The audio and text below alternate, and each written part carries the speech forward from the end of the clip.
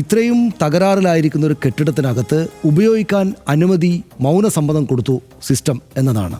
അതായത് അവിടെ ആളുകളില്ല എന്നാണല്ലോ അവർ പറയുന്നത്, അവിടെ ഉപയോഗിക്കുന്നില്ല. ഇപ്പോൾ ആ കെട്ടിടം അങ്ങോട്ട് മാറ്റി വെച്ചിരിക്കുക. പക്ഷേ ശുചിമുറികൾ ഉപയോഗിക്കാൻ, അതും മുകളിലത്തെ നിലയിൽ ശുചിമുറി ഉപയോഗിക്കാൻ മൗനസമ്മതം അവിടെയുണ്ട്. ആളുകൾ അവിടേക്ക് പോകുന്നുണ്ട്. അതായത് താഴത്തെ മുറികൾ ഉപയോഗിക്കുന്നില്ല, ആ വാർഡുകളൊന്നും പ്രവർത്തിക്കുന്നില്ല, തകരാറിലായ കെട്ടിടം, എപ്പോഴും വേണമെങ്കിലും വീഴാം, 2013 തൊട്ട് അത് മാറ്റണം എന്നുള്ള ഇത്രയും വർഷങ്ങളായിട്ട് ഇങ്ങനെ നിൽക്കുന്നൊരു കെട്ടിടമാണ്. പക്ഷേ അവിടെ വരുന്ന ആളുകൾ നിരന്തരമായിട്ട് ഈ ശുചിമുറി ഉപയോഗത്തിന് വേണ്ടിയിട്ട് ആശുപത്രി ഇങ്ങനെ ആയതുകൊണ്ട് സ്വാഭാവികമായിട്ടും നിറയെ സാധാരണക്കാർ വരുന്നതാണ്. ഉപയോഗിക്കാൻ പാടില്ല എന്ന് പറഞ്ഞ സ്ഥലത്തേക്ക് ആളുകൾ പോയി ഉപയോഗിക്കുന്നതിൽ കുറ്റമൊന്നും പറയാൻ പറ്റില്ല. അത് പക്ഷേ തടഞ്ഞില്ല, ഗേറ്റ് അടച്ചിട്ടൊന്നും ഉണ്ടായിരുന്നില്ല. ഈ സംഭവത്തെ ഇതൊരു മോശം കെട്ടിടമാണ്, ഇവിടെ ഇനി പ്രവർത്തിക്കരുത്, ഇതിനകത്തേക്ക് ആൾ വരരുത് എന്നത് സിസ്റ്റം നിർബന്ധിച്ചിരുന്നില്ല. അതുകൊണ്ടാണ് അവിടേക്ക് ആൾ പോയത്. പിന്നെ അവിടേക്ക് ആൾ പോയിട്ടുണ്ടോ എന്ന കാര്യം ഹർഷൻ നേരത്തെ ചൂണ്ടിക്കാണിച്ചതുപോലെ അതിനകത്ത് ആൾ പെട്ടിട്ടുണ്ടോ എന്ന കാര്യത്തിൽ സൂപ്രണ്ട് മുൻവിധി കലർന്ന തീരുമാനമെടുത്തു. അവിടെ ആളില്ല എന്ന് അദ്ദേഹം പറഞ്ഞു. അത് മന്ത്രിയോട് പറഞ്ഞു, മന്ത്രി അത് പറഞ്ഞു. പിന്നെ രണ്ടാമത്തെ ഏറ്റവും ഗൗരവതരമായിട്ടുള്ള കുറ്റം, ഈ മരണത്തിൻ്റെ ദുഃഖകരമായ സാഹചര്യവും അതിൻ്റെ ഗൗരവം അങ്ങോട്ട് മാറ്റിവെച്ച രണ്ടാമത്തെ പ്രശ്നം, ഈ മന്ത്രിമാരെന്തിനാണ് സംസാരിക്കുന്നത്? ഈ മന്ത്രിമാരെന്തിനാണ് ഈ ഘട്ടത്തിൽ പോയി സംസാരിക്കുന്നത്?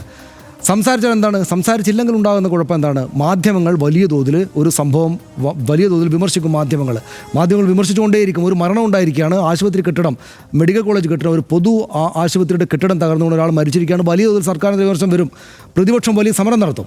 പക്ഷേ അവിടെ വന്നിട്ട് ഈ ഘട്ടത്തിലും ഞങ്ങൾ വിശദീകരണം കൊടുക്കുകയാണ് വേണ്ടത്, ആരോഗ്യവകുപ്പിൻ്റെയും സർക്കാരിൻ്റെയും ഇമേജ് സംരക്ഷിക്കുകയാണ് വേണ്ടത് എന്ന തോന്നൽ ഈ മന്ത്രിമാർക്ക് ഉണ്ടാകാൻ പാടില്ലായിരുന്നു.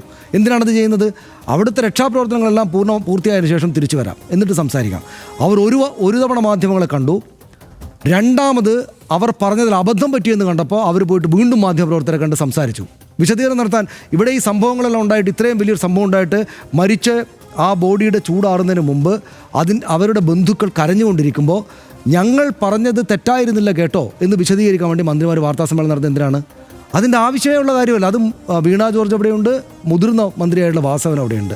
ഇവർ രണ്ടുപേരും അതായത് ആ വാർത്താ സമ്മേളനം കാണുമ്പോൾ അവർക്കത് മനസ്സിലാകുന്നുണ്ടാവില്ല. കാരണം അവരുടെ ഉള്ളിലുള്ള കാര്യങ്ങൾ വേറെയാണ്. പക്ഷേ കാണുന്ന ആളുകളുടെ മുന്നിൽ എന്താ പ്രത്യക്ഷപ്പെടുന്നത്? നമ്മൾ ന്യൂസ് ഡെസ്കിൽ നിന്ന് നോക്കുമ്പോൾ എന്താ പ്രത്യക്ഷപ്പെടുന്നത്?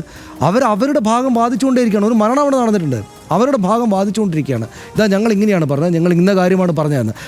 അതിൻ്റെ ഒരു കാരണം കഴിഞ്ഞ കുറേ ദിവസമായിട്ട് ആരോഗ്യവകുപ്പിനെതിരെ വലിയ തോതിലുള്ള വിമർശനം നടന്നുകൊണ്ടിരിക്കുന്നതുകൊണ്ടാണ് പ്രതിപക്ഷ സമരം നടക്കുന്നതാണ്. പക്ഷേ അത് ഇന്നലെ വരെ അല്ലെങ്കിൽ ഈ സംഭവം ഉണ്ടാകുന്ന വരെയുള്ള പോലുള്ള സംഭവം അല്ല. ഇപ്പോൾ ഒരു മരണം നടന്നു കഴിഞ്ഞു, അവിടെ വിനയാന്വിതരാകുകയാണ് നമ്മുടെ അധികാരികൾ ചെയ്യേണ്ടത്. ആ വിനയാന്വിതരാകുകയല്ല അവർ ചെയ്തത്. അവർ ഞങ്ങളുടെ സിസ്റ്റത്തെ, എന്ന് വെച്ചാൽ ഞങ്ങളുടെ സർക്കാരിനെ സംരക്ഷിക്കണമല്ലോ എന്നാണ് അവരുടെ മനസ്സിൽ വർക്ക് ചെയ്തത്. അതുകൊണ്ടാണ് അവർക്ക് 2-3 തവണ മാധ്യമങ്ങളോട് സംസാരിക്കുന്നത്.